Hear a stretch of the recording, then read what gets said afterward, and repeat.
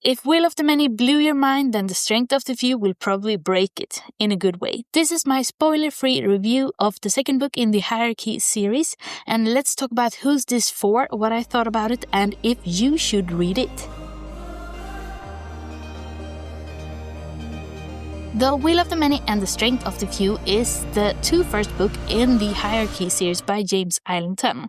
The first book, The Will of the Many, came out a few years ago, and The Strength of the Few was released this November and was probably one of the most anticipated books in 2025. These books are set in a Roman-inspired world and is a really complex and interesting high fantasy series. And one of the main things about this book is that the society has almost a caste system, which is also tied to the magic system. There's this magical life force that's called will that you can cede to each other, but you can't give it away to anyone you want. There's a strict system within the hierarchy. So there are different pyramids of different levels of magicians, and they cede to each other. So the higher you are up in the hierarchy, the higher position you also have in the society. And in Will of the Many, we get to follow our main character, Viz, who is at the bottom when we start. He gets adopted by a richer man higher up in the hierarchy and is also forced to train and attend the magical academy to become one of the best students, but also act as his spy there. Like so many others, I really enjoyed Will of the Many and was so curious to read The Strength of the Few and see if it was a worthy sequel. So let's talk about it.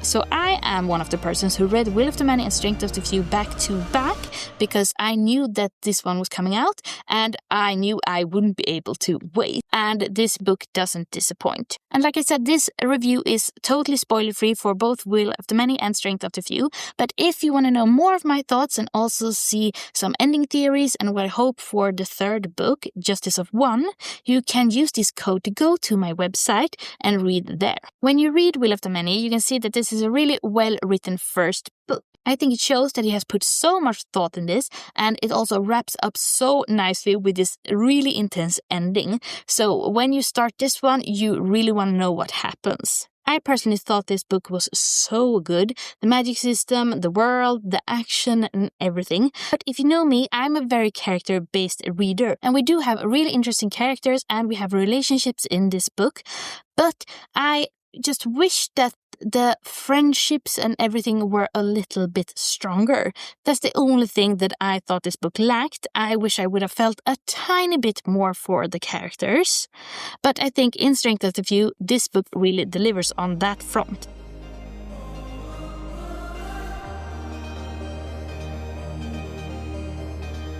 The tone in this book is quite different compared to Will of the Many, because in the first book we stay mostly at the academia, and here it takes a darker turn.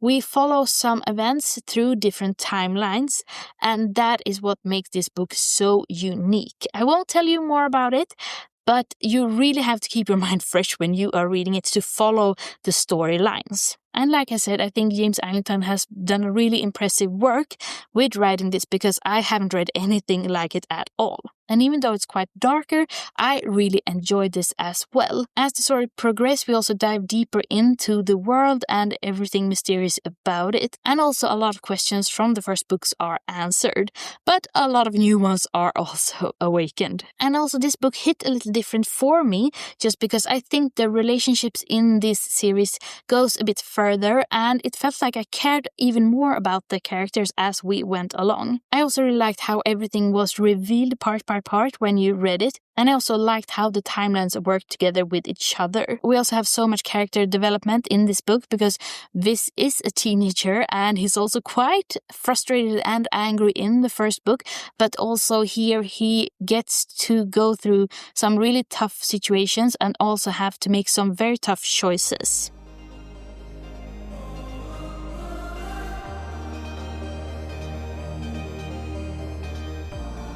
I don't think there are that many things that could have made this book better, honestly.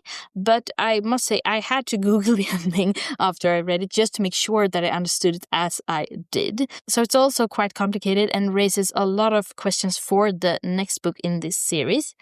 And There's also one thing that happens at the end. I won't spoil it in this review, but I have the written one on my website, which you can go and read if you're interested, that I think I liked it, but it also made some of the other events in this book less impactful.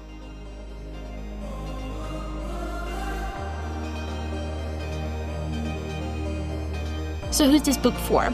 If you have read Will of the Many, of course I think you should pick it up and see where he takes this story, because this was like nothing I have ever read before. If you haven't read Will of the Many yet, but is interested in this high fantasy with an academia setting, but also a bit of darker tones in the sequel, I really think you should give it a go as well. These books aren't for everyone, so if you're not used to fantasy, or if you want something that is a bit lighter, then I don't think you should pick it up as a first fantasy read. There are other books that might fit you better. But if you like something you can really dig into, I highly recommend it. And James Islington has revealed that he is writing on the third book as we speak. It won't be out during this year, but maybe if we're lucky during next. And if you want to know some other books I really like reading recently, I think you should check out this video.